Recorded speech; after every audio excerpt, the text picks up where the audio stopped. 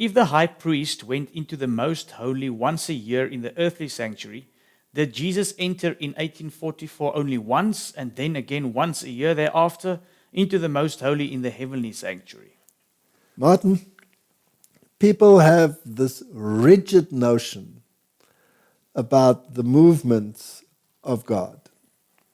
They have this fixed notion of a throne that stands in a throne room and God sits on his throne.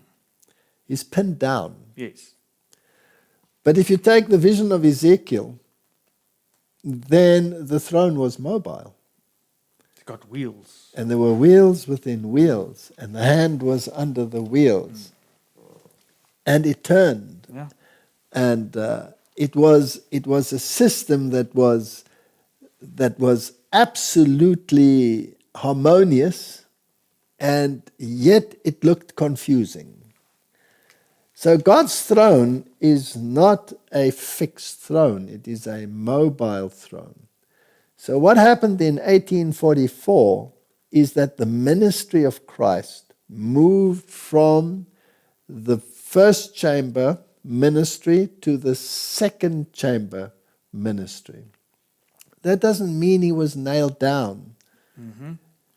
And it also doesn't mean that the service that was done in the holy is now done.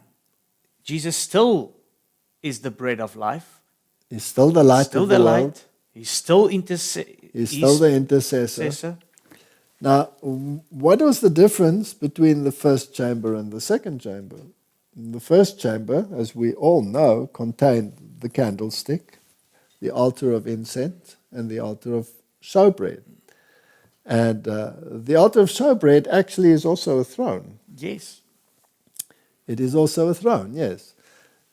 In the Most Holy, you had the Ark of the Covenant, and then you had the mercy seat over it, which shielded you from the condemnation of the law. Mm-hmm.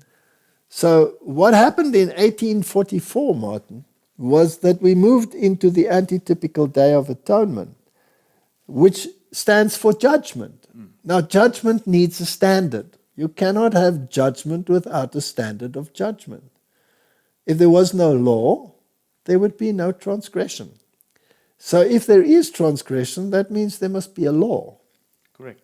Now that law is the law of 10 commandments. Now judgment cannot commence if the law is not the basis. Now where was the law? In the Most Holy. The law had been transgressed. The law condemned us to death. Therefore we need a mercy seat to shield us from that condemnation. Who is the mercy seat? Jesus Christ. Now was Jesus not shielding you from the condemnation before the Day of Atonement? No, he was doing it constantly, the whole time. All the time. So you cannot pin this down. The earthly is an enactment, an example of the plan of salvation. It's not a rigid interpretation of where you have to stand. If that were the case, the poor priest would never be able to do anything other than what he did. But he also went home and he ate and he drank and he was married and he had children and he had a family and he did all of those things. But he officiated.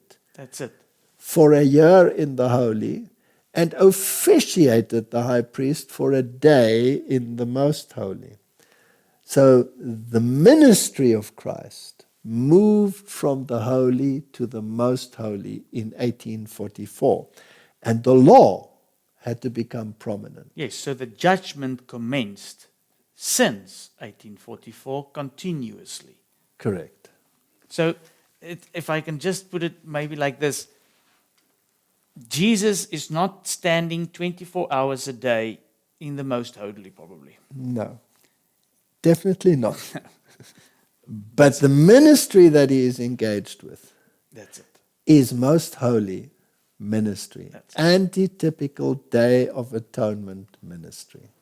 And very soon when that ministry comes to an end, the decree will go out, let him who is holy be holy still, etc.